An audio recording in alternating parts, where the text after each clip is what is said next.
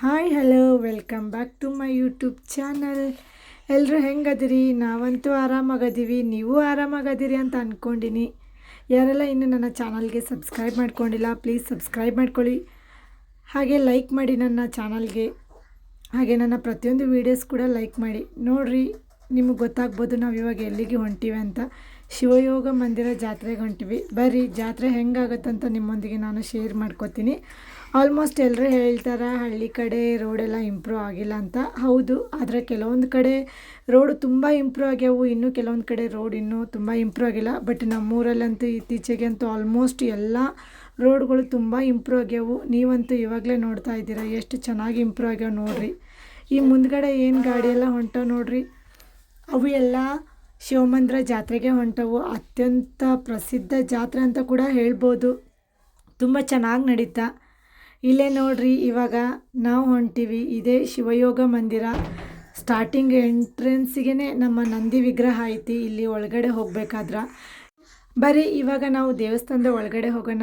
ಫಸ್ಟಿಗೆ ಈ ದೇವಸ್ಥಾನದಿಗೆ ನಾವು ಹೋಗ್ಬೇಕಂದ್ರೆ ಒಂದು ಬ್ರಿಡ್ಜ್ ಸಿಗುತ್ತೆ ನೋಡ್ರಿ, ಇದೇ ಬ್ರಿಡ್ಜು. ಆಲ್ಮೋಸ್ಟ್ ಈ ಒಂದು ಬ್ರಿಡ್ಜನ್ನ ನೀವು ಒಂದು ನಮ್ಮ ಡಿ ಬಾಸ್ ಮೂವಿದ್ರಾಗ ನೋಡಿರ್ತೀರಿ. ಅದು ಬೃಂದಾವನ ಮೂವಿ, ಅದ್ರಾಗ ಈ ಬ್ರಿಡ್ಜ್ ಇಲ್ಲೇ ಶೂಟಿಂಗ್ ಆಗೈತ್ರಿ. ಅದು ಆಲ್ಮೋಸ್ಟ್ ಮೂವಿ ನೋಡಿದ್ರಾಗ ಗೊತ್ತಿರ್ತೈತಿ. ಆ ಟೈಮಲ್ಲಿ ಸಿಕ್ಕಾಪಟ್ಟೆ ನೀರಿತ್ತು ಈ ಬ್ರಿಡ್ಜ್ನಾಗ. ಆ ಟೈಮಲ್ಲಿ ಮೂವಿ ಶೂಟಿಂಗ್ ಟೈಮಲ್ಲಿ.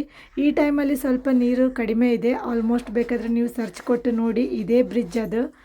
ನಮಗೂ ಒಂದು ಹೆಮ್ಮೆ ಆಗುತ್ತೆ ಈ ಥರದೆಲ್ಲ ಬಂದು ನಮ್ಮ ಡಿ ಬಾಸ್ ಮೂವಿದು ಶೂಟಿಂಗ್ ಆಗೈತೆ ಅಂದರೆ ತುಂಬ ಖುಷಿ ಪಡೋ ವಿಚಾರನೇ. ನನಗಂತೂ ಡಿ ಬಾಸ್ ಅಂದರೆ ತುಂಬ ಇಷ್ಟ. ಬರೀ ನಾವು ಅವಾಗ ಎಂಟ್ರೆನ್ಸಿಂದ ಒಳಗಡೆ ಬಂದ್ವಲ್ಲ, ಇಷ್ಟು ದೂರ ಐತಿ, ಇನ್ನೂ ಒಂದು ಸ್ವಲ್ಪ ಮುಂದೆ ಹೋಗಬೇಕು.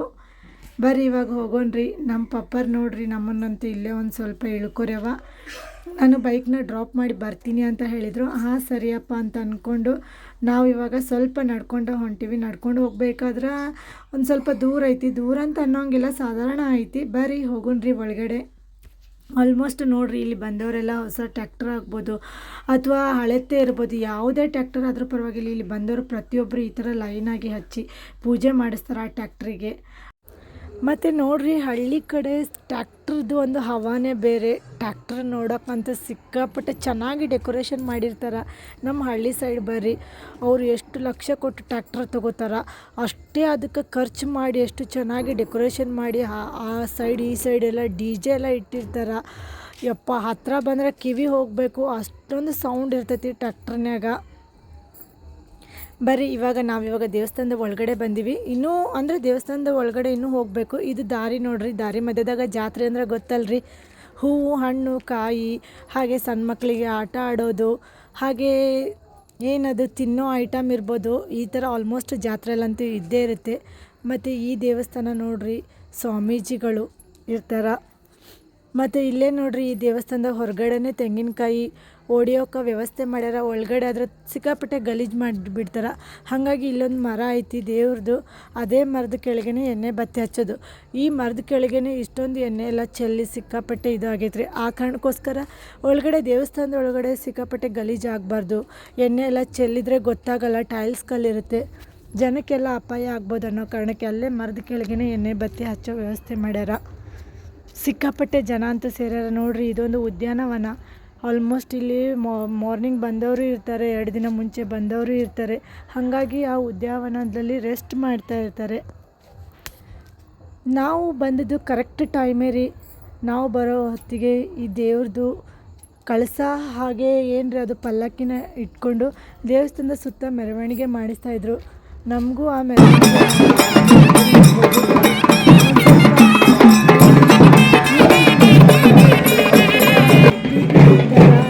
ಸೌಂಡ್ ಬರುತ್ತೆ, ಯಾವ ಥರ ಭಜನೆ ಮಾಡ್ತಾರೆ ಅನ್ನೋದು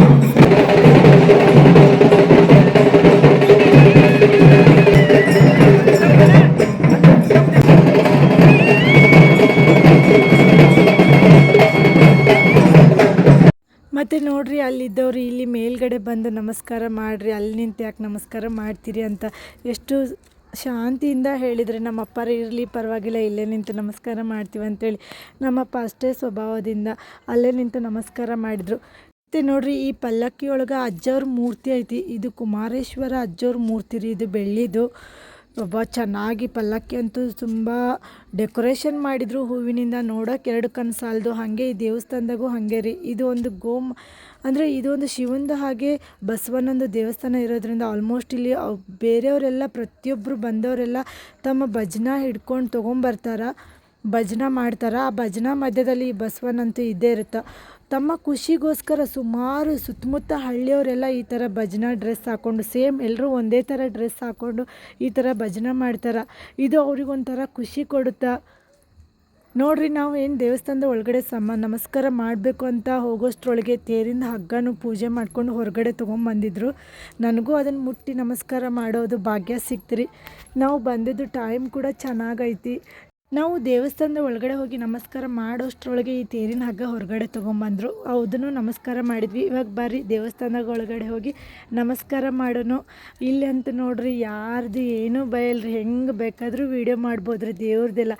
ಕೆಲವೊಂದು ದೇವಸ್ಥಾನದಾಗ ವೀಡಿಯೋ ಮಾಡೋಂಗಿಲ್ಲ, ವೀಡಿಯೋ ಅಲೌವ್ ಇಲ್ಲ, ಕ್ಯಾಮ್ರಾ ಆನ್ ಮಾಡಬೇಡಿ ಅಂತೆಲ್ಲ ಹೇಳ್ತಾರೆ. ಬಟ್ ಇಲ್ಲಿ ಶಿವಮಂದಿರದಲ್ಲಿ ಏನೂ ಇಲ್ಲರಿ, ವೀಡಿಯೋ ಮಾಡ್ಬೋದು. ವೀಡಿಯೋ ಮಾಡೋಕೆ ಫುಲ್ ಪರ್ಮಿಷನ್ ಐತಿ, ಯಾರೇನೂ ಅನ್ನಲ್ಲ, ಭಯಂಗಿಲ್ಲ. ಹಾಗೆ ನಾವು ನಮಸ್ಕಾರ ಮಾಡ್ಕೊಂಡು ಹೊರಗೆ ಬಂದ್ವಿ. ಹೊರಗೆ ಬಂದಾಗ ಎದುರುಗಡೆನೇ ನಮಗೆ ಕಳಸ ಮತ್ತು ಈ ಪಲ್ಲಕ್ಕಿ ಪ್ರತ್ಯಕ್ಷ ಆತ್ರಿ. ಇದನ್ನು ನಾನು ಮುಟ್ಟಿ ನಮಸ್ಕಾರ ಮಾಡೀನಿ. ನನಗೊಂದು ತುಂಬ ಖುಷಿ ಆಯ್ತು ರೀ. ನಾನು ಹತ್ತಿರದಾಗ ಯಾವ ಕಳಸನೂ ಮುಟ್ಟಿ ನಮಸ್ಕಾರ ಮಾಡಿಲ್ಲ, ಹಾಗೆ ಪಲ್ಲಕ್ಕಿನೂ ಮುಟ್ಟಿ ನಮಸ್ಕಾರ ಮಾಡಿಲ್ಲ. ಬಟ್ ಈ ಶಿವಯೋಗ ಮಂದಿರದ್ದು ಫಸ್ಟ್ ಟೈಮ್ ನಾನು ಕಳಸ ಹಾಗೆ ಪಲ್ಲಕ್ಕಿನ ಮುಟ್ಟಿ ನಮಸ್ಕಾರ ಮಾಡಿದ್ದು. ನನಗಂತೂ ಸಿಕ್ಕಾಪಟ್ಟೆ ಖುಷಿ ಆಯಿತು. ನನಗೆ ಆ ದೇವಸ್ಥಾನಕ್ಕೆ ಹೋಗಿ ಆಲ್ಮೋಸ್ಟ್ ಈ ದೇವಸ್ಥಾನದಾಗ ಈ ನಂದಿ ವಿಗ್ರಹ ಹಾಗೆ ಈ ರುದ್ರಾಕ್ಷಿ ಮಾಲೆ ಎಲ್ಲನೂ ಇಟ್ಟಿರ್ತಾರೆ. ಬಂದಂಥ ಭಕ್ತಾದಿಗಳೆಲ್ಲ ತೊಗೊಂಡು ಹೋಗ್ತಾರೆ. ಮತ್ತು ಇದು ಒಂದು ಫೇಮಸ್ ಜಾತ್ರೆ ಅಂತಲೇ ಹೇಳ್ಬೋದು ರೀ. ಮತ್ತು ಇದ್ರದ್ದು ತೇರು ಐತಲ್ರಿ, ಏಷ್ಯಾ ಖಂಡದಲ್ಲೇ 2ನೇ ಸ್ಥಾನ ಹೊಂದೈತೆ ಅಂದರೆ ಅಷ್ಟು ದೊಡ್ಡದಾಗೈತಿ. ಮತ್ತು ಚೆನ್ನಾಗೈತಿ ನೋಡೋಕೆ. ಉಡುಪಿಯವರು ಆ ಉಡುಪಿ ಜನನ ಕರ್ಕೊಂಬಂದು ಆ ತೇರನ್ನ ನಿರ್ಮಾಣ ಮಾಡ್ಯಾರಂತ್ರಿ. ಆ ತೇರನ್ನು ಸಖತ್ತೈತಿ. ಇವಾಗ ಮುಂದೆ ಹೋಗೋಣ ಬರ್ರಿ. ಇವಾಗ ನಾವು ಎಲ್ಲ ದೇವ್ರಿಗೆ ನಮಸ್ಕಾರ ಮಾಡಿದ್ವಿ.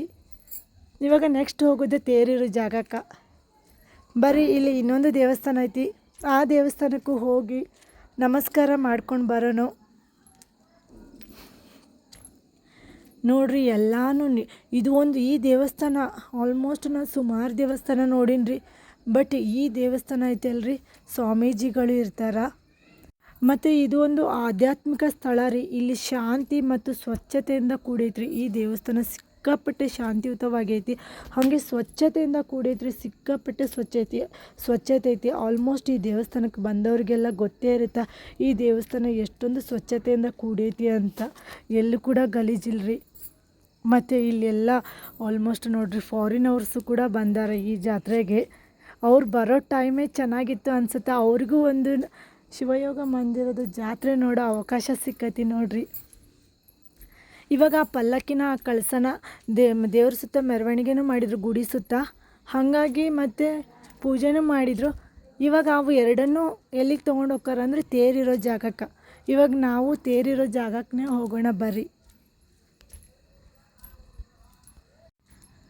ಮತ್ತು ಇಲ್ಲೊಂದು ಅದು ಒಂದು ಪಾದ ಥರ ಇಟ್ಕೊಂಡಿದ್ರು, ಅದಕ್ಕೆಲ್ಲರೂ ಕಾಯಿನ್ ಹಾಕಿ ನಮಸ್ಕಾರ ಮಾಡ್ತಾಯಿದ್ರು. ಹಾಗೆ ನಮ್ಮ ಅಪ್ಪನೂ ನಮಸ್ಕಾರ ಮಾಡಿದ. ನೋಡ್ರಿ ಇದೇ ತೇರು ಎಷ್ಟು ಚೆನ್ನಾಗೈತೆ ನೋಡ್ರಿ, ಸಿಕ್ಕಾಪಟ್ಟೆ ಹೈಟ್ ಐತ್ರಿ. ಇದು 2ನೇ ಸ್ಥಾನ ಹೊಂದೈತಂತ ಏಷ್ಯಾ ಖಂಡದಲ್ಲೇ. ನಾನು ಕೂಡ ಗೂಗಲಲ್ಲಿ ಸರ್ಚ್ ಮಾಡಿ ಸ್ವಲ್ಪ ತಿಳ್ಕೊಂಡು ನಿಮ್ಗೆ ಹೇಳ್ತಾ ಇದ್ದೀನಿ ಅಷ್ಟೇ, ನನಗೂ ಎಲ್ಲನೂ ಗೊತ್ತಿಲ್ಲ. ಇದು ಈ ಶಿವಯೋಗ ಮಂದಿರ ಐತಲ್ರಿ, ಬಾದಾಮಿಂದ ಒಂದು 15-16 ಕಿಲೋಮೀಟ್ರ್ ಅಷ್ಟು ದೂರ ಐತೆ ನೋಡ್ರಿ, ಬರ್ಬೋದು. ಇದು ಒಂದು ಅತ್ಯಂತ ಫೇಮಸ್ ಜಾತ್ರೆ ಅಂತಲೂ ಹೇಳ್ಬೋದು. ಸಿಕ್ಕಾಪಟ್ಟೆ ಚೆನ್ನಾಗಾಗುತ್ತೆ ಈ ಜಾತ್ರೆಯಲ್ಲಿ.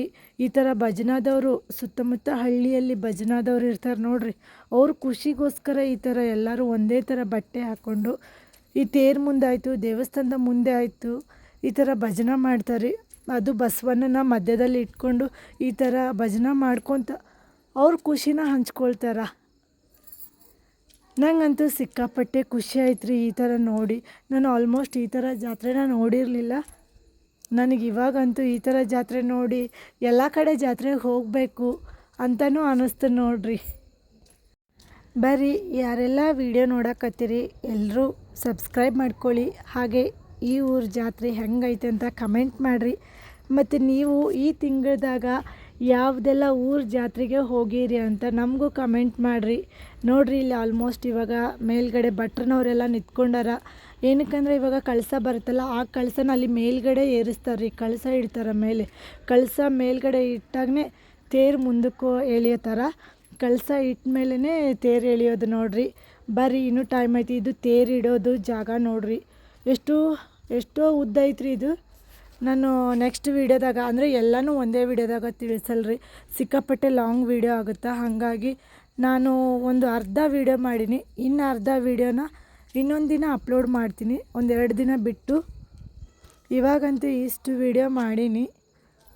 ನೆಕ್ಸ್ಟ್ ವೀಡಿಯೋದಲ್ಲಿ ತೇರಿಗೆ ಹೂವು ಹಾಕೋದು, ಹಾಗೆ ತೇರಿಗೆ ಕಳಸ ಏರಿಸೋದು, ಹಾಗೆ ತೇರ್ನ್ಯಾಗ ಆ ಮೂರ್ತಿಯನ್ನು ಇಡೋದು, ಈ ವಿಡಿಯೋ ಎಲ್ಲ ಅಪ್ಲೋಡ್ ಮಾಡ್ತೀನಿ ರೀ.